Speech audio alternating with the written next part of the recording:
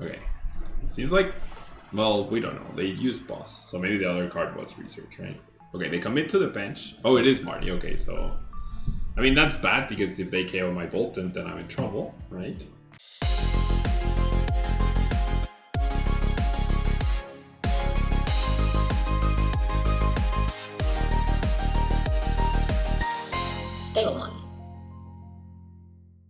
This video is sponsored by the Pokemon TCG deck building website PokemonCard.io. Are you looking for sealed product and singles? You can find it all on Channel Fireball. Please use my Tailmon affiliate code when checking out to help support my content. Looking for PTGO codes? Potown Store has all the latest sets and promos, instantly delivered to your email. You can use Tailmon code when checking out for 5% off. If you're from Europe, Millibots Gaming has a wide array of sealed products, singles, and more. You can use Tailmon code when checking out for 5% off. Card Market is Europe's largest online marketplace for Pokemon cards. Whether you're looking for sealed product or singles, vintage or the latest sets, just follow the link in the description to find what you need. Want to show off your love for Tablemon? Check out my 2021 merch. These new hoodies and shirts are available on Amazon. Click on the link in the description to get you. Hello everyone and welcome back to a brand new video here at your favorite Pokemon TCG YouTube channel, Tablemon. We're going to be taking a look at Pikarom, good old Pikarom, who has been around now for 2 years and still arguably one of, if not the best deck in the format. Last night we had Susie Baka from the United States win the Shield Series number 32 tournament that had over 300 players, I believe, with that list. The lists haven't changed too much since the last few months. I would say throughout the whole 2021 this has been basically the same 56, 57 card choices for most players. Some are taking out like the questionable techie cards like the Big Charm, the Attack Switch, the Chaotic Toll to increase the consistency even more. But this list is what ended up winning yesterday, and I believe it's Bolton that really makes the deck shine. The Electrify attack powering up, it's really good overall. And then the late game reset stamp plus paralysis from Tandem Shock is just something you cannot ever comfortably be safe from. So I think that's something that really gives this deck a lot of power and allows for a lot of late game recovery and comeback potential with the Tandem Shock paralysis. But of course the star is the full blitz attack doing 150, establishing another threat with 3 more lightning energies or itself to threaten with Attack Bolt GX attack doing 200 damage, doing 170 to the bench Pokemon potentially. So Pikarom, a really powerful Pokemon. And then we have Mewtwo as well to vary the weakness, utilize the ability Perfection to copy either attack, which is really great. And of course we have the supporting cast of Dedenne, Eldegoss, Crobat, and Tapu Koko Prism Star. Energy Denial, Disruption on who you're attacking, Disruption to the hand, Disruption to the stadiums. This deck just has it all in a very neatly packaged, in a very neatly consistent package, right? So immediately we're gonna go up against a fighting deck, so we'll see how we do. Based on the deck box, I'd assume I'm up against Urshifu Cinccino, so that will not be ideal. I'm going to choose to go second because that's where Pikarom truly shines, not with a Coco starts and a Marnie putting 3 energies at the bottom, however, but it is what it is. Literally nothing I can do about that. Never mind. This is not Urshifu Cinccino, this is probably Excadrill control. So good to know, but also scary. Right, also very scary. So the Marnies are going to be important here. The Crushing Hammers, not so much. Applying pressure ASAP will be important. We'll see. We shall see. They could be playing the regular Excadrill that can attack and one-shot a Pikarom. So I'm going to try and focus on Mewtwo if I can. Do see the Pidgey, we do see the Doll. Dolls are definitely annoying for this deck to deal with.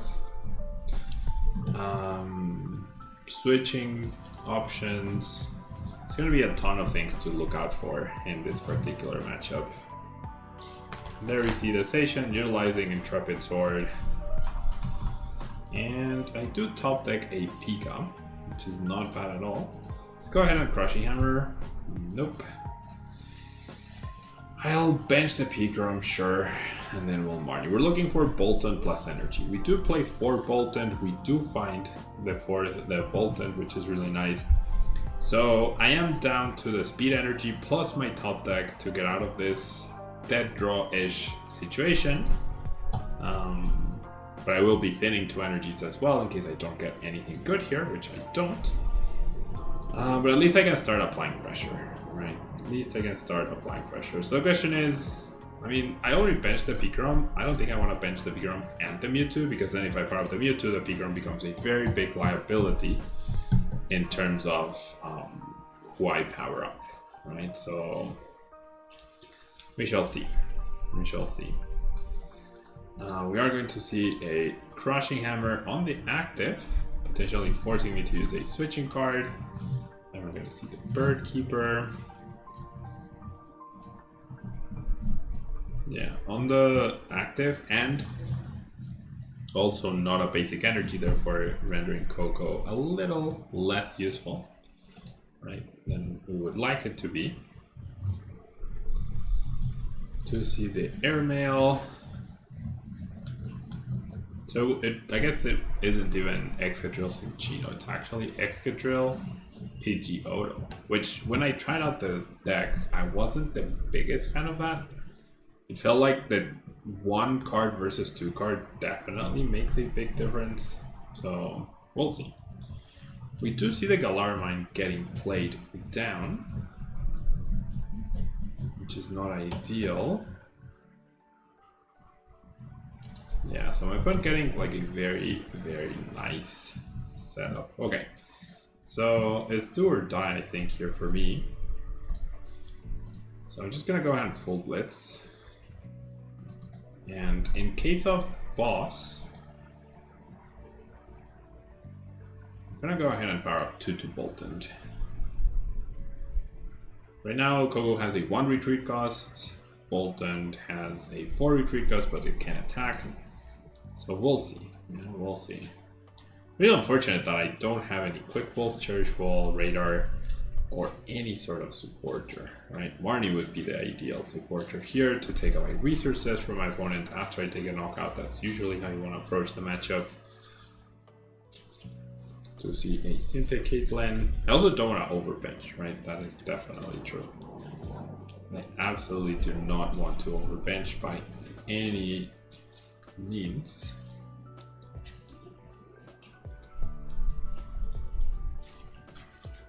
Right. Here's the Bird Keeper.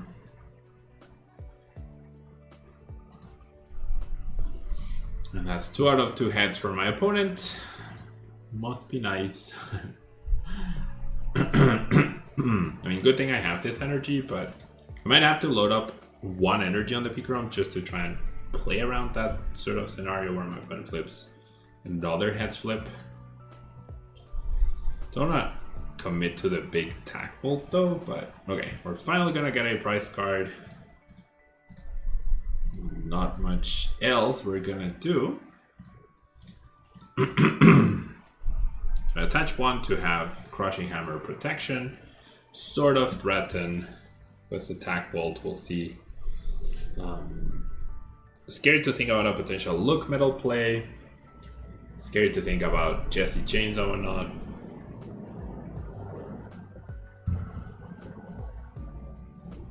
We shall see what happens here. Right. I feel like I keep changing colors. Like I get very saturated and then very yeah, there's super saturated. And then there's less saturated. I don't know. Also have a very bright orange shirt today because I'm playing soccer today. Well, you are watching this in the future, so that means I already played soccer. If you know a little bit about me, probably know I really love playing soccer. Like, really love playing soccer. And I haven't played in over a year because of the pandemic, because of COVID, but now I finally get to play. I finally get to play, and I'm very excited. I'm probably gonna suck because I haven't played in over a year. I I've ever spent so much time without playing soccer in my whole life. I don't think I've ever spent, like, ever since I started playing soccer when I was a little kid, just like in school or with friends on the weekends or whatnot, like, and I've gotten injured in the past and I've stopped playing for a bit, right? But a whole year without playing, I don't think that's ever happened. Okay, so I could Eldegoss for Marnie here. I feel like I'm gonna wait one turn to do that.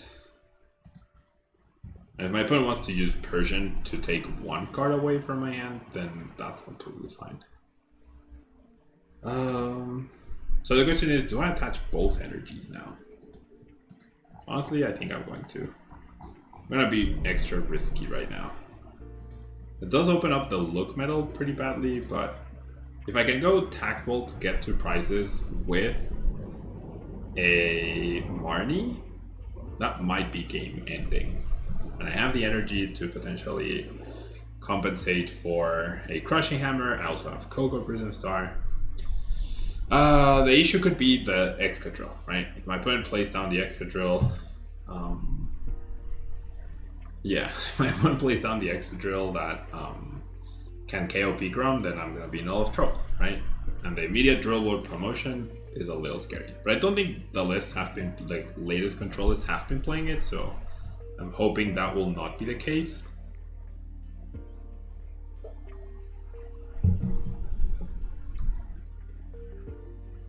All right.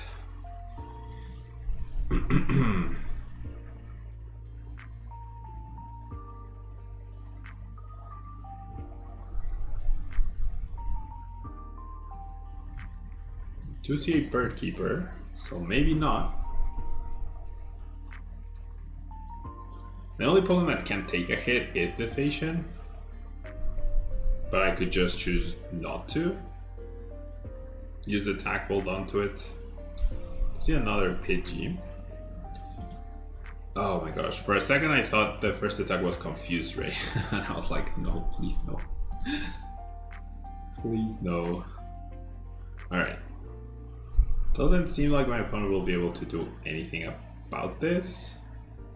Yeah, okay. No fighting energy attachment, that's really good. That is really good. And it's in Trap Sword. Okay, perfect. So now the plan is GX KO the Pidgeotto. For sure. 100% sure that is my plan. So we're gonna go Eldegoss for the Marnie. We're gonna attach the Herbaloon to the Eldegoss, and we're just gonna outright Marnie here. No need to do anything else. Take away all that humongous hand from my opponent. And take 2 prizes on the Meowth and on the Pidgeotto, right? I think that makes sense. I think that makes sense. And there's no threat of Persian, so we are A-okay. And then next turn, my plan could be, especially with that switch, is to just go Boss KO Station for the win. So it's all about being patient, right? It's all about being extremely patient as you can be. Everyone has 26 cards in their deck, so 1 extra card off Pidgeotto. I'm not super scared about that. The worst thing that could happen would be a reset stamp. But I am applying a lot of pressure right now to my opponent, so there's another Pidgey. And there's Intrepid Sword. Nice. So we are 1 boss's orders away from winning. So I think now is definitely the time to do it.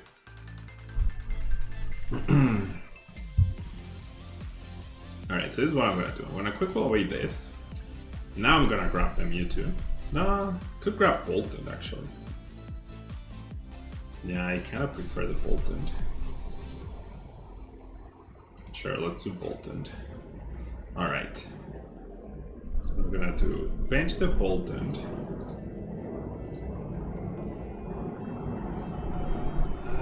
Sure. Attack switch from this guy to the Boltund. No. To the Eldegoss.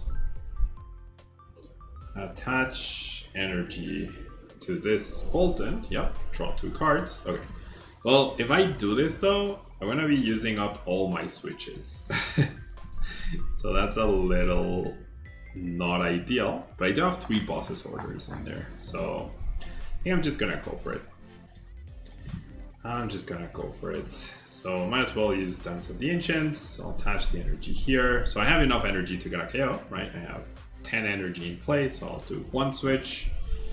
I'll do 2 switches. I'll do Crobat for 5. And there's the boss for the KO. Slow and steady wins the race. Didn't get... I mean, my hand didn't let me play too much, honestly. But I didn't get desperate. I didn't try to like be over fancy with my plays. Didn't overcommit to attack bolt too early because of a potential response. Hammered a potential return KO as well. So yeah, I think that's pretty much how you want to play with Pikarom, how you want to approach the matchups. You have to learn to adapt, right? You have to be very adaptive with your plays, with your pressure. Just have to do a ton of things. All right, is this the guy I just played? I'm actually not sure. Did I get paired against the same guy with the same deck? Hopefully it's not another control match. I have 10 more minutes to record, so I need this game to be over quick. I need to go pick up my dog from the vet.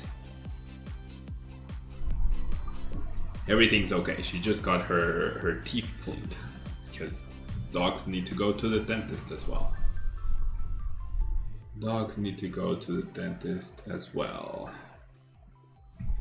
Alright, so we have a decent start. Starting Boltund, always good, obviously.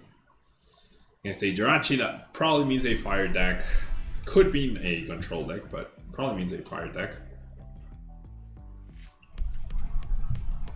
I don't know why the name seems so familiar. Oh, it's Dragapult, okay. So, no Mewtwo allowed. That's good to know. Crushing Hammer will be pretty important. We see the Chaotic Swell getting discarded. Oh. Okay, so it's actually that deck. Now that's way scarier. Now that is way scarier. So I will have to commit to the Mewtwo then. See the Karate Belt. Okay, never mind. We're gonna have to commit to Mewtwo and we're gonna have to keep the energies from the Dragapult in check, sort of. Alright, so...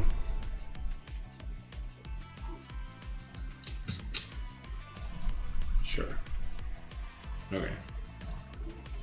Now that that energy is gone, I feel like I'm gonna dead it change here. I'm not happy about it, losing those cards, but I was gonna say I need to draw as many cards as I can in order to find the Mewtwo. And I wasn't feeling very confident on the Marnie, and I'm very glad I didn't. However, now,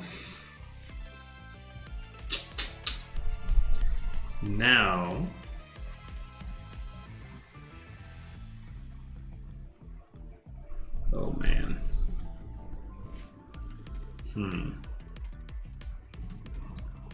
I'm gonna have to top deck. I mean, I can't use Crobat for 3, and I already did it changed. So back to dead drawing, unfortunately. Alright. Maybe I should have benched the Pikarom actually. So the good thing is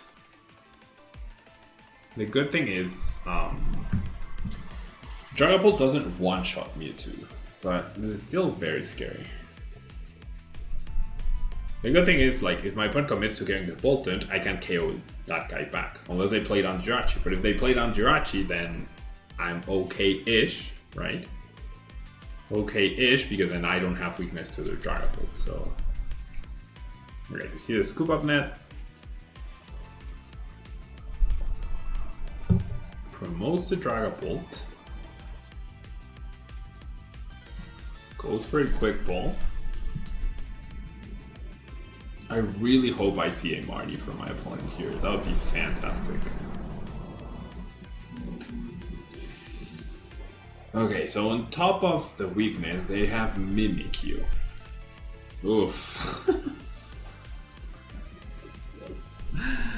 Well, that was absolutely worst case scenario, I guess. Yeah. They have a 1-card hand.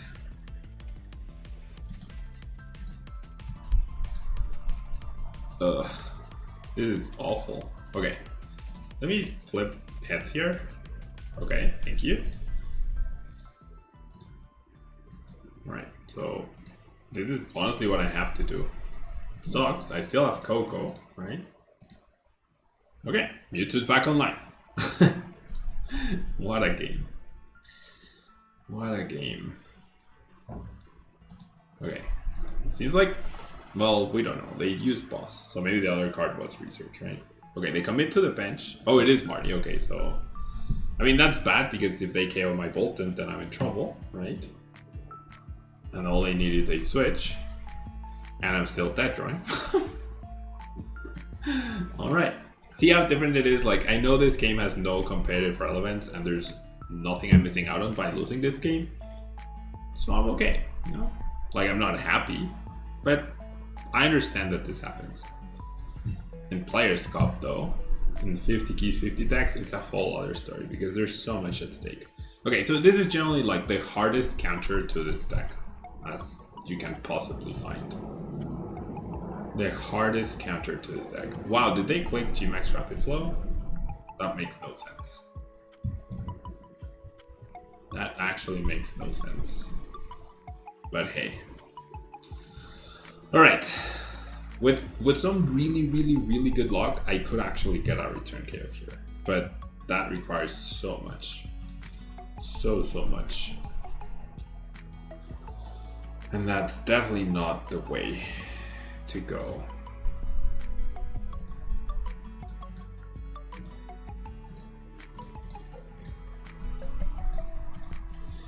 I mean, I swear I play supporters, right? I swear I do. And quick balls, and I play a lot of really cool things. I just haven't been able to find them. Quick balls, cherish, radar, all of that good stuff I play, I promise.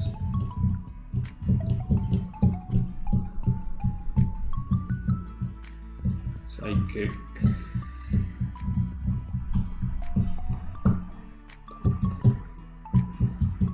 Yeah. This game's absolutely over.